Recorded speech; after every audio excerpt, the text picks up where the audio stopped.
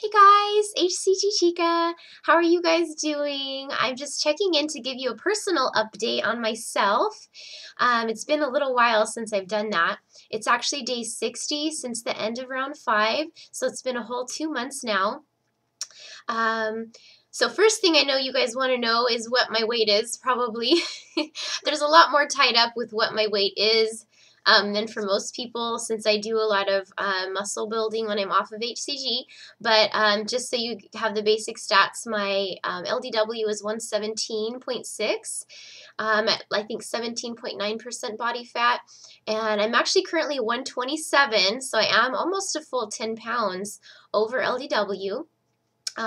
However, I believe the majority of that is muscle and glycogen, so my size is still pretty much the same. Additionally, I've been having a little trouble again with my health lately.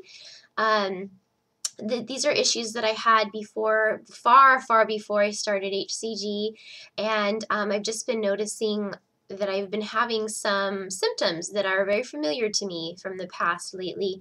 So part of the weight gain could also have to do with that. I have an autoimmune condition called Hashimoto's. It's basically where your body attacks your thyroid and kind of gradually destroys it over time. Well, long story short, I was on thyroid medication for about 2 years, and I felt fantastic. I took what's called Cytomel, or T3. It's active thyroid hormone. It's a little bit different than the average thyroid medication that most people take. And for any of you guys out there who are on Synthroid or anything like that, I would definitely recommend looking into what Cytomel or T3 is all about, because I have found it to be a much more effective thyroid medication. Anyway, it so happens that between all the different things that I was able to do, losing weight, seeing an alternative healthcare practitioner, removing gluten 100% from my diet, I ended up being able to completely get off of all my thyroid medication over 9 months ago, and I felt fantastic. I've been off of all medication for 9 months, and I have felt wonderful. However, a few months ago, we went through a stressful time. We lost our house. We had to find a new house. It was really stressful. We moved our entire home all by ourselves, just the two of us, while having a 2-year-old child. So it was a lot of stress, and stress can do a lot to people with autoimmune conditions. So, both my husband and I have noticed that the last couple months that I haven't been myself a lot. And at first, the symptoms were so subtle that I didn't really catch them. Anyway, this is just between me and you guys. You may not even really care about this, but I'm just giving you my personal update, and it does kind of relate because it does affect my weight.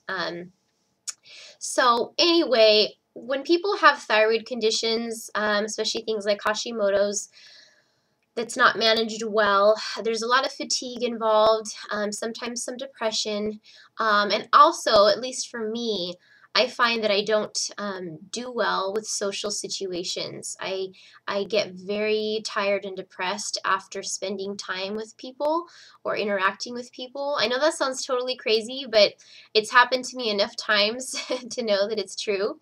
And so my husband and I were just realizing that a lot of my previous symptoms that I haven't dealt with in a long time now were coming back. And when I finally realized this, maybe a few weeks ago now, I decided to start taking just a very small dose of my thyroid medication again, the Cytomel, and I felt better very quickly. I still don't have everything completely under control.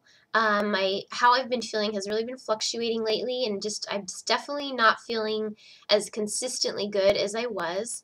And it concerns me. It makes me worried because I spent several years of my life, basically all of my early 20s, mid 20s, I spent feeling pretty horrible. So it's something that is very important to me to address and to figure out what's wrong.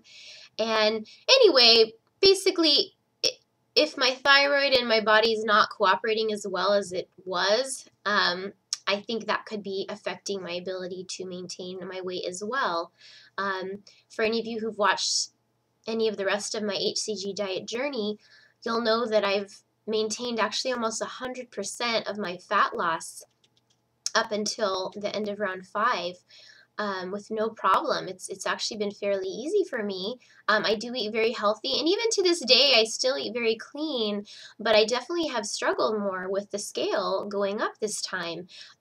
It could be because my body fat percent got so low that 17.9% is not too low at all. I could even go lower, but I don't know if that's a percent that is easily maintained or not.